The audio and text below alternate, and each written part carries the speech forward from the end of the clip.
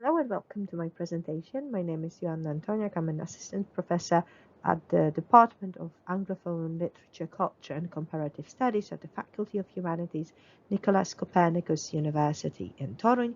And today I'm going to talk about, Brexit. Brexit is often discussed in the media as a single political event. Is such an assessment viable, and can it be used to understand Brexit and everything it entails? What does Brexit mean to the British people, and how does it influence British culture and society? During this lecture, we will look at Brexit from a social, cultural, and historical perspective. We would also focus on its depiction in contemporary British literature. Brexit means Brexit. That was the answer Theresa May, a prime minister back then, gave when asked what Brexit really was. Such a Delphic answer does not explain much, and thus the first part of our meeting is dedicated to determining the meaning of Brexit and its origins. On the 24th of June 2016, Europeans woke up to a new reality as the final results of the in-out referendum were confirmed. The results surprised many, including, as noted by Danny Dorling and Sally Tomlinson, those who lobbied for Brexit. With a turnout of over 72%, almost 52% of voters chose to leave the European Union. It wasn't the first in-out referendum held in the UK. In 1975, merely 2 years after joining the European communities, the British were asked whether or not their country should remain a part of the organisation. Back then, over 67% voted Remain, with a turnout of 64%. This time, however, history didn't repeat itself. The infographic presented on this slide shows the results by region. Its title, A Nation Divided, is surprisingly accurate. The results of the referendum not only determined the future of the relationship between the UK and the continent, but, most importantly, brought to light a much bigger problem of the regional divisions.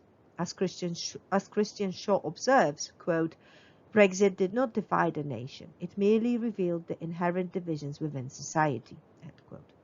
The relations between the government in London, the parliaments in Belfast and Edinburgh have been tense for years, especially after the 2014 Scottish independence referendum, and the results of the 2016 referendum did not improve the situation. Scottish and Irish opposition to Brexit became particularly visible in the later stages of the process of leaving the European Union, when both the Scottish Parliament and the Northern Ireland Assembly rejected any Brexit legislation prepared by the government in London. The way of conducting the referendum was also riddled with problems. In some regions, those of age encountered problems with registering to vote.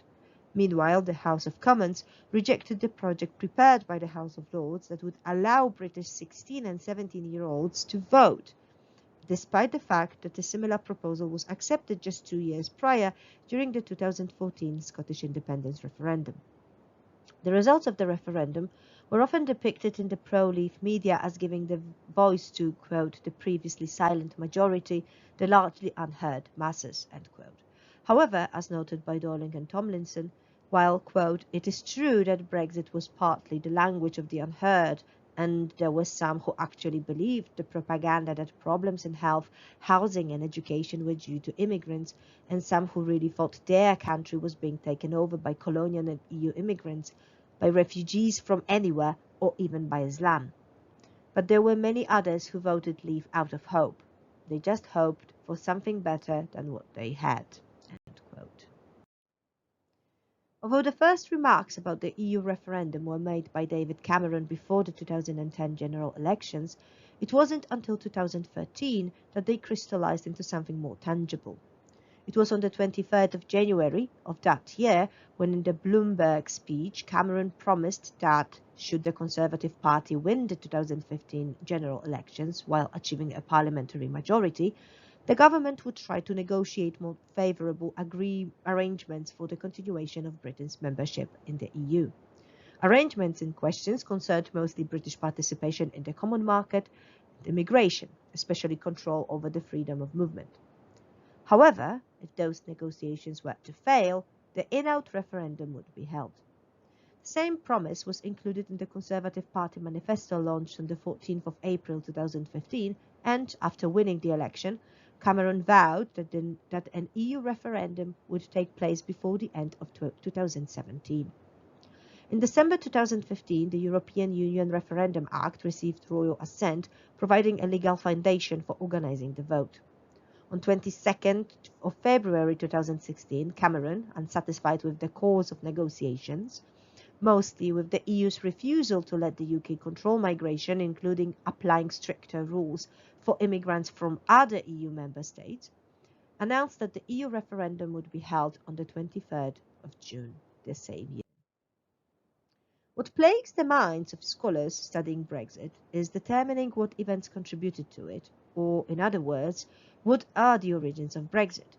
Can we trace its beginnings to the refugee crisis, which had been affecting Europe since the early 2010s and increased significantly in 2015, or rather to the 2008 financial crisis? Can the roots of Brexit be traced back to the premiership of Margaret Thatcher and the changes occurring in British society in the 1980s? Or maybe, and paradoxically, the road to Brexit started before the UK joined the European communities in 1973. Or maybe, to find the roots of Brexit, we need to move even further back to the fall of the British Empire and Britain's involvement in the Second World War. Academic works discussing Brexit, whether through the lens of history, sociology, or political studies, distinguish four main factors, the coexistence and confluence of which can be used to explain the results of the EU referendum. Those four factors are the fear of decline, British exceptionalism, the question of identity, and the imperial mindset still permeating the British society. We'll have a closer look at those factors as they found their reflection in pro-leave campaigns preceding the referendum. The fear of decline can be understood both in political and economic sense. However, as noted by David Reynolds in Ireland Stories, Britain and its History in the Age of Brexit, the roots of this fear can be traced to the last decade of the 19th century and the slow decline of the British Empire. Quote, "By the end of the century, the term Pax Britannica had entered the vernacular, but there were also creeping fears of imperial mortality, captured by Rudyard Kipling, the Bard of Empire, in his fin de siècle poem Recessional. Britain's Victorian and Edwardian leaders sought strategies that might save the unlikely empire from a Roman fate." End quote. The same fear of decline fueled the actions of British politicians of the 20th century, being it Chamberlain, Churchill, or Thatcher. The attempts to reverse the decline can be described as taking back control, being it through imposing tariffs to protect British industry, as it was a case of Chamberlain, refusing to grant India the status of a dominion, as Churchill did, or introducing a series of social, economic reforms that contributed to growing inequality already plaguing British society, as we saw with Thatcher. The unavoidable political decline stemmed from geopolitical changes occurring in the second part of the 19th century. With the emergence of new colonial powers, such as Belgium, Germany, France, or Italy, the supremacy of the British Empire was shaken. And while Britain emerged successful from both World War I and World War II, those two conflicts, especially the latter, significantly chipped the image of the UK as a great political power. The slow unravelling of the British Empire caused, in the broadest of terms, by the weakening ties with colonies, mandates and dominions, served as a further confirmation of Britain's growing political insignificance. Although throughout the 19th century Britain remained a great economic power, the situation started to change at the beginning of the 20th century. With competition emerging first in the West, mostly in the United States and Germany, and then in the East, Japan, China, and India, various British governments made policy decisions that led to the deindustrialization of the British economy, which, in turn, deepened social and economic inequality. Quote, "The consequence in each case was high levels of unemployment and enduring social deprivation in regions that had been heavily dependent on a single economic activity or enterprise, a coal mine, a steel mill, a cart factory, with the old industrial heartlands of northern England and South Wales hardest hit. The process has tended to exacerbate the sense of a north-south divide, with prosperity most evident in London, the home counties, and the parts of Midlands." End quote. The sense of greatness and importance gave rise to heritage industry, which aimed at capturing, preserving, and revitalizing historical imagery of Britain, being it through maintaining special places or producing heritage films and TV programs which, quote, insidiously suggested that the nation's past is more impressive and exciting than its present, end quote. The idea of Britain existing separately from Europe not only is considered to be a familiar feature of British culture, but also has a long history supported by geography. The English Channel, after all, serves as a barrier between the UK and continental Europe, and political decisions made by British politicians. The separation between Britain and continental Europe is particularly visible in the speech delivered in October 1906 in Brighton by Hugh Gaitskell, the Labour leader, who not only underlined that Britain should be wary of two-faced Europe, but also claimed that joining the common market would result in Britain losing its national identity. The tendency to see Britain as separate from Europe was strengthened during the Second World War. As David Olusoga observes in his article Lost Empire, It's a Myth that Britain Stood Alone Against Hitler, quote, the necessary myths that were created during the war by the Ministry of Information and the Press provided the original frame within which a thick tangle of misremembering and politicized myth-making has grown. These thickets now partly obscure the military and the political history of the conflict, end quote. The first of those myths mentioned by Olusoga is the myth of Dunkirk, quote, the transformation of a humiliating, costly defeat into a glorious, unlikely victory, end quote, which contributed to sustaining the image of the English Channel as a great separator, while at the same time, quote, inscribing the white cliffs of Dover into iconography of British identity, end quote. Another myth is that of the Blitz, quote, the claim that the stoicism that was unquestionably displayed by much of the British public under aerial bombardment was of a different order of moral magnitude to the courage displayed by German, French, or Japanese civilians under similar circumstances, end quote. Finally, there is also the myth of a country that stood alone, which, as noted by Reynolds, is nothing more than a heroic fiction, as, with its vast imperial supply chain, Britain was never really alone. Those myths have become so ingrained in the British national identity that even questioning them is seen as an act of being unpatriotic. They also led to the almost complete erasure of the imperial contributions to war effort during both the First and the Second World War, while at the same time sustaining the idea of exceptionality and distinctiveness of British national identity. British exceptionalism is a belief in the superiority of the British over other nations. It's rooted in social Darwinism. Charles Darwin's On the Origin of Species was used by the British to justify their dominance over the colonies and other countries. As noted by Dorling and Tomlinson, quote, many in the British elite came to believe that the British were personally the pinnacle of humanity, and particular families in Britain were at the very top of that pinnacle, end quote. Darwin's findings were also used to justify the rigidity of the British class structure. British exceptionalism, combined with the popularity of the myths sustaining the distinctiveness and separateness, contributed to the Britain's reluctance to participate in the early stages of European integration. In the 1950s, the Labour cabinet declined involvement in the Schuman Plan, the creation of the European coal and steel community, believing that the plan would not be beneficial for the country and hoping that it would fail, so the British policymakers would be able to make their own proposal. Furthermore, when in 1955 the British government was invited to join in discussions on further European integration, quote, the government sent only an observer, a senior civil servant from the Board of Trade, who was to sit in on the talks without commitment. Most other governments were represented by their foreign ministers, end quote. As a result, the Treaty of Rome was signed without the British in attendance in March 1957. However, it was not until the 1960s that the British government recognized, too little too late, the consequences of not being present at the creation of the European Economic Community.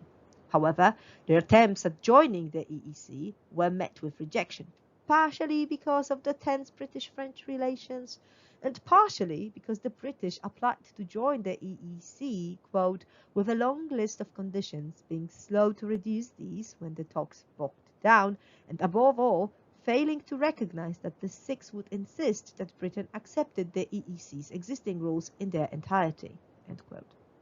Although the British managed to renegotiate more beneficial arrangements for themselves, quote, the continental image of Britain as the uniquely bad European, always making trouble, end quote, took root. As a result, the relationship between the government in London and Brussels remained tense. While many blame David Cameron for Brexit, according to Reynolds, quote, Cameron's failings mirrored those of his predecessors when dealing with Europe, namely, a preference for grand rhetoric, often aimed at the domestic audience rather than coalition building in the corridors of Brussels, and an assumption that Britain would be heeded simply because of the grandeur of its Churchillian past, rather than on the merits of what it now proposed, end quote. A factor that might have contributed to the Brexit vote was the question of British national identity. The United Kingdom is an entity that exists solely on the basis of, as its name implies, the union of England, Wales, Scotland, and Ireland. Despite the use of nomenclature that suggests unity as United Kingdom, or in the past the British Empire, there is a sense of disconnectedness and separateness that permeates British society. In fact, the term British has become synonymous with English, not only ignoring Irishness, Scottishness, and Welshness, but also ascribing superiority to the English way of doing things, being it conducting business or making political decisions.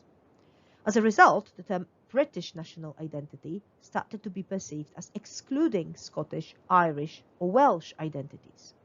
While the patriotic sense of Britishness was renewed by World War II, as the memories of the conflict started to fade away, so was the belief that the Union was working to the advantage of Scotland, Ireland, and Wales. Affected by the privatisation of national industries and feeling ignored by the government in London, Scottish and Irish distrust towards the Union increased, which finds its reflection in both the 2014 Scottish independence referendum and the results of the 2016 Brexit referendum. As noted by Reynolds, quote, the still frequent use in England of English as a synonym for British hints at the underlying English sense of ownership of the UK, also evident in the Brexit debate, end quote. This tendency to insist that the only majority that mattered was the UK-wide vote for leave, despite Scotland and Northern Ireland voting Remain, while constitutionally true, showed that May's government, and England leavers in general, did not pay attention to the UK as a whole, and remained ignorant of the situation in Northern Ireland in particular, including its energy dependency on the Republic, the cross-border healthcare system, and most importantly, the question of the border.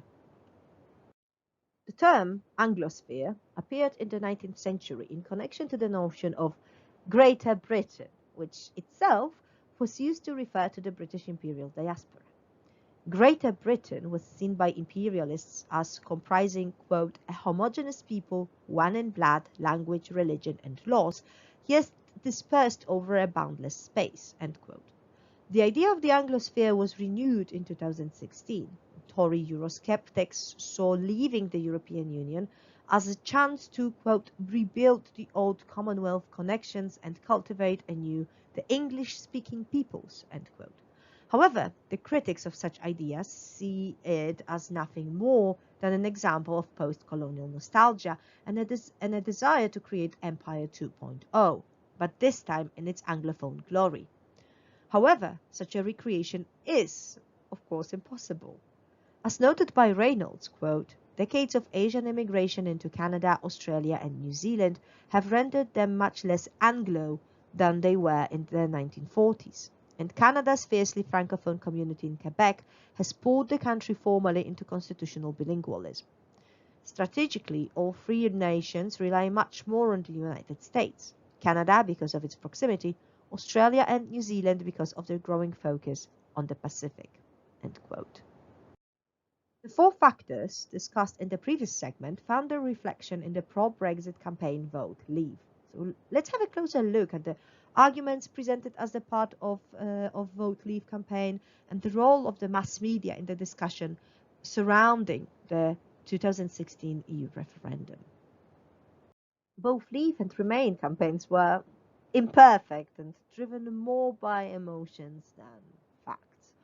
As noted by Reynolds, Leave did not present Brexit as a complex process, and neither did it take into consideration its economic impact, while Remain did not campaign hard enough for their cause, as they did not believe they could lose. Furthermore, as noticed by Robert Eaglestone, the language of the Leave campaign relied heavily on images referring to the Second World War. The aim of employing such rhetoric was threefold. Firstly, it created a sense of national identity and a sense of deep camaraderie. Secondly, it created a sense of common purpose. And thirdly, it instilled in the British people the sense of defiance against a common enemy, in this case the EU, or to be more precise, Germany, just like during the Second World War. And just like during the Second World War, the British could become the heroes of Europe. This sentiment becomes particularly visible in Boris Johnson's comments on the importance of voting Leave. Quote, Boris Johnson asserted that the past 2,000 years of European history had been characterized by repeated attempts to unify Europe under a single government in order to recover the continent's lost golden age under the Romans.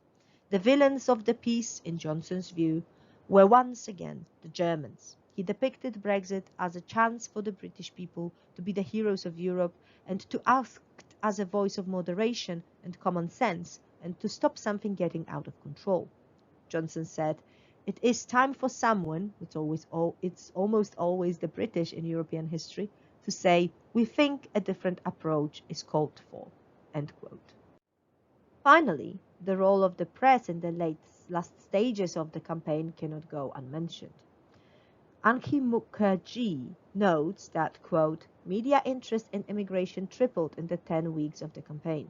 99 front pages were about immigration during this period, compared to the 82 devoted to the economy, end quote, while Dorling and Tomlinson add that, quote, coverage of the effects of immigration was overwhelmingly negative. Migrants were blamed for putting unsustainable pressure on public services.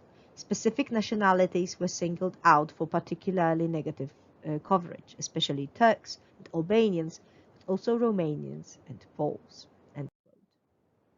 One of the main arguments, although not the one which garnered the most press coverage, was the enormous costs that being a member of the EU put on the British economy.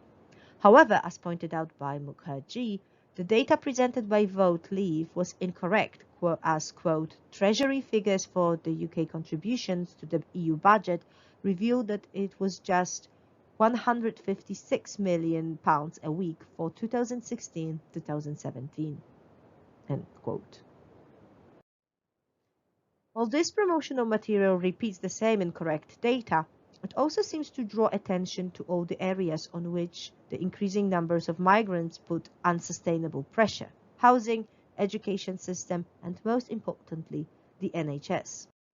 Here we have examples of using imagery referring to the past. We have the old British passport and white cliffs of Dover when talking about immigration. So they refer here to those two images that are associated with British nationality, national identity, and they are used to highlight the need to take back control. And such images subconsciously paint immigrants as an attackers of both British borders and British national identity. The imagery used by Vote Leave in their materials concerning immigration was not only purposefully deceptive, but also aimed at steering anxiety.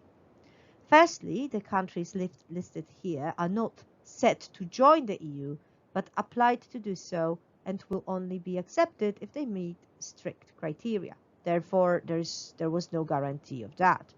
Another interesting feature of this leaflet is the choice of color. Not only are the countries that applied to join the EU marked in red and orange, colors commonly associated with danger, but Syria and Iraq are colored in a very similar way, despite not applying to join the EU. They are highlighted merely to spotlight the proximity of war zones to countries that have applied to the EU. Additionally, all the new countries have a predominantly Muslim population. In the infographic, they are all mushed together in a way that highlights their otherness. What is also interesting is the use of an arrow, which we can see here, that is pointed directly towards the UK, implying that the numbers of people listed on the leaflet here are not merely entering the EU, but migrating directly to the UK. As noted by Ray Drainville, quote, "The imagery is strongly reminiscent of one of the original forms of data visualization, battlefield maps. An arrow is just as much a part of the visual language of invasion as a photograph of a lengthy queue of people who look different from us." End quote. And this is probably the most infamous element of the Leave campaign, although it was in a way created by UKIP, so United Kingdom Independence Party. And it's the so-called breaking point billboard. The billboard depicts a large queue of brown-skinned migrants stretching beyond the picture frame, implying that they are coming to Britain. Just like in the case of the visual material presented on the previous slide, the purpose of the billboard was to invoke fear. The people on the billboard are mostly brown-skinned, highlighting their otherness again. Furthermore, the photo in itself is deceptive, as it does not represent the migrants moving to the UK, but migrants moving from one border to another in Slovenia. However, the biggest issue with the billboard was its striking similarity to Nazi propaganda. So here we have a billboard. Here we have a billboard created to talk about, to in a way, fear of immigration in the Britons. And here we have piece of Nazi propaganda, right, that was used, anti-Semitic propaganda. And the similarities are striking, quite striking here. And this slide is also quite interesting. It presents another example of promotional material, including on the Vote Leave website. But this time it builds not on anxiety, but on the sense of British exceptionalism. The first visible issue is the title Great Britain, right? Great Britain is a great country, yet Great Britain is the term used for the collection of just 3 nations and also for the largest island of the British Isles. As a result, the title excludes Northern Ireland. However, the main purpose of this leaflet is to build on the sense of national pride and the belief that the UK is much better alone, as it already has a solidified position in the world, right? It is the 5th biggest economy in the world, the 4th largest military power in the world, right? So it has is much UK. The UK is much better alone than as a part of the European Union. This leaflet presents is also building on this mixture of British exceptionalism and the myth of Britain standing alone. This is particularly visible in the last line, right? We regain our influence in the wider world and become a truly global nation once again, which suggests that the return to the former imperial glory that, as we know, is impossible, right? However, as noted by Thomas Doherty, the position of the UK in the EU was already a very privileged or exceptional one. Quote, "Exceptionalism is a defining historical feature of UK participation in the EU. We demanded special opt-out clauses from any number of policies, the Charter of Fundamental Rights, the Social Chapter, the Euro, European Work Time Directive, Schengen. This exceptionalism, however, was not a celebration of cultural difference and diversity. Instead, it was an assertion and a determination of a supposed superiority of the British over the rest of Europe." End quote. Research papers focusing on studying the results of the 2016 EU referendum point out that the imagery used during the campaign, especially its later stages, proved to be successful and effective. In their study of British tabloid press, Catherine Simpson and Nick Startin highlight that the increase in the number of hostile anti-immigration headlines published in tabloid press in the last stage of the campaign influenced the results, right, in favor of leaving the EU. In another study, Maria Abre and Uzge Uner determined that the Leave vote was influenced predominantly by cultural rather than economic factors. Furthermore, the scholars also highlight the role the mass media played in the Leave campaign, especially in terms of targeted advertising, directing specific messages to areas in economic decline, politically isolated, and with high levels of deprivation and aging populations. British Social Attitude Survey, published in 2017, revealed that people who already were worried about immigration were more likely to vote Leave than those who did not concern themselves with immigration. Similarly, those who identify as English were more likely to vote Leave than those who identify as British. As noted by Dorling and Tomlinson, quote, "The Scots and Irish mostly did not vote for Brexit, nor the Welsh in Welsh-speaking areas of Wales, and neither did most Londoners." End quote. Hence, the sense of national identity proved to influence the voting behaviour of the. To conclude the discussion over the results of the 2016 EU referendum, I would like to refer to Reynolds' quote, "What mattered in the referendum debate of 2016 were two other issues, of economics and identity.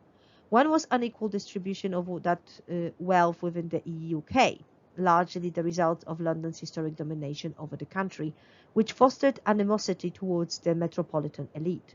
The other was the way that some people in Britain seemed to hanker after a sense of lost greatness, without fully understanding how and why the country had become a global power." So without fully understanding that immigration played a great role in ensuring greatness of Britain. I would also briefly discuss the consequences of Brexit that have been becoming more and more visible in the last month, right? And part of them are also a consequence of the COVID-19 pandemic. And the fact that those two events coincided is quite unfortunate for the British.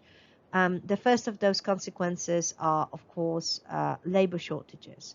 In the article published at the beginning of November this year, Simon Wolfson, a pro-Brexit Conservative MP, criticised the government for blocking much-needed workers from entering the UK, even though firms were desperate for labour.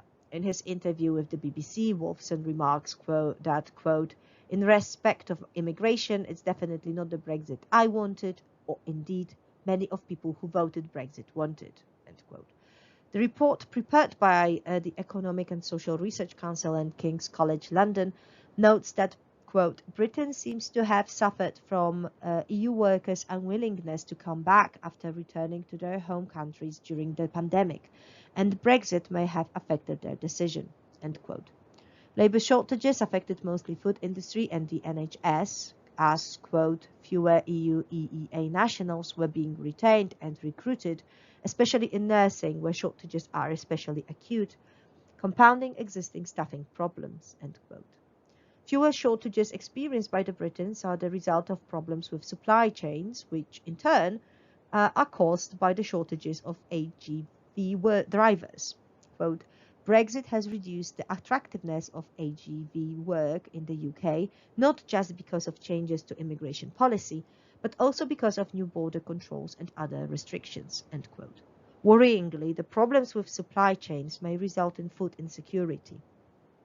Finally, despite the promises by the British government, Brexit did not boost the UK trade performance, quite the opposite.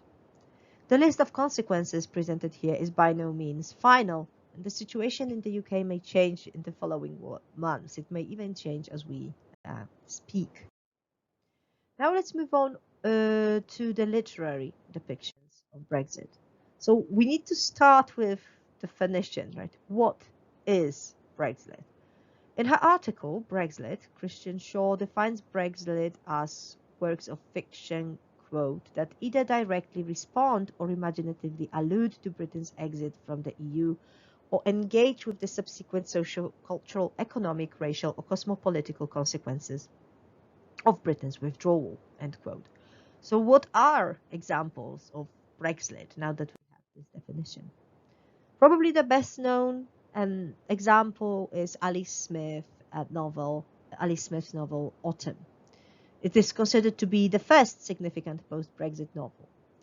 And the village in which the novel is set serves as a microcosm for the UK and its relationship with moral and ethical values of the EU, while the erection of the fence near the village functions, as noted by Shaw, as both, quote, a territorial reminder of a nation divided and as an allusion to the enforcement of toxic anti-immigration policies on the horizon, end quote. Ian McEwan's The Cockroach is a satirical take on Brexit, although it refers to Kafka's The Metamorphosis, as Jim Sams is not a human transmuted into an insect but a cockroach who has taken over the body of the Prime Minister of the UK. The fable is more reminiscent of Swift's Gulliver's Travels, as it exaggerates the absurdity of political and intellectual idiocies surrounding Brexit. Finally, in Middle England, Jonathan Coe comments on the state of British national identity in the pre- and post-Brexit era, and just like Smith, uses a small, closely knit community as a microcosm for the whole country. Amanda Craig's The Lie of the Land is a novel that, as Shaw describes it, quote, tackles the impact of Brexit on the more parochial English locals, end quote, depicting the way in which Devon natives perceive and approach the others, being it internal or external migrants.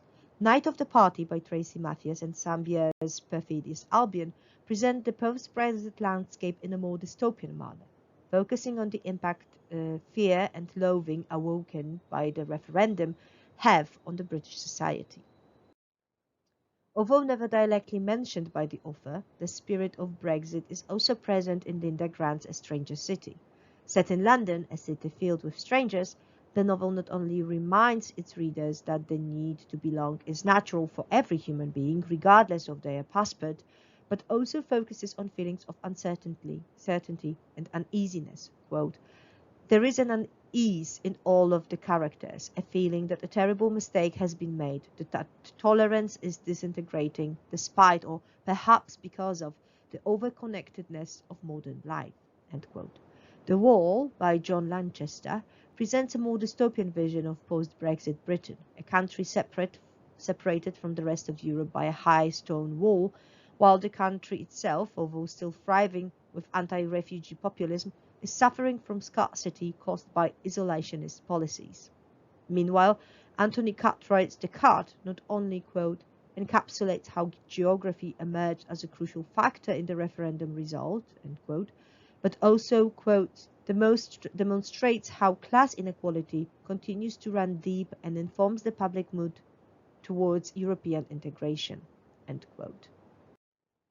Melissa Harrison's All Among the Barley, Sarah Moses' Ghost Wall, and Deborah Levy's The Man Who Saw Everything talk about the possible consequences of Brexit through referring to other historical periods or historical moments, like the 1930s and the increase in xenophobia and intolerance for such attitudes, the pre-Roman Britain and the tradition of building fences, and the fall of the Berlin Wall, respectively. The depictions of Brexit that can be found in Brexit novels are usually rather grim, with authors going as far as using conventions of dystopian fiction to speculate about the probable futures of the post-Brexit Britain. While the majority of the narratives try to provide explanations for the results of the 2016 referendum and link them to Britain's long history, as it is in the case of The Cat, in which Cartwright highlights that areas affected by Thatcherite politics and forgotten in the global/cosmopolitan world were more likely to vote Leave, as well as the feelings of being lost and forgotten by the politicians in London. As noted by Sarah Upstone, in case of the marginalized communities, quote, a vote for Brexit was not only a vote against immigration, but was also a vote to be taken seriously, to demand the political importance which came with contributing to a dramatic change in Britain's global positioning, end quote. Furthermore, the majority of the novels focus on the question of immigration and, in consequence, the relationship of native Britons with immigrants, which was the key argument in the Leave campaign, as we remember. Brexit novels are not, of course, flawless, and there are certain issues that need to be addressed. Shaw herself notes that the vast majority of early Brexit literary text remains biased in their depictions of Brexit, taking the Remain side while refusing to see the broader picture. Quote, Rather than engaging with the larger realities of European life, the first wave of post-Brexit fiction largely seems to be detailing the specific frailties and parochial trivialities of an insular and diminished small island. End quote. Furthermore, the border between Brexit and non-Brexit fiction remains murky and blurred. The definition proposed by Shaw, while useful in identifying Brexit, can be also seen as too broad.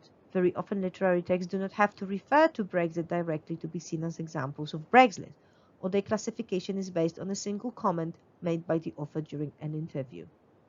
Finally, among the novels deemed by both scholars and literary critics as examples of post-Brexit fiction, there are almost no diasporic text, or to be more precise, texts written by people of color, those who are most likely to be affected by the xenophobic rhetoric dominating Brexit discourse.